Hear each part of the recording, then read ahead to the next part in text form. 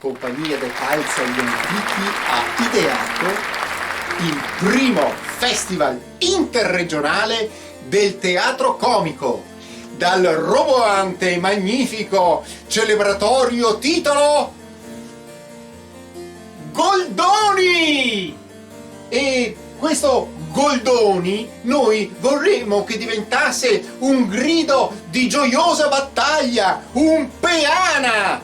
Goldoni! Primo festival interregionale del teatro comico, in veneziano, in italiano e tutti i dialetti intermedi.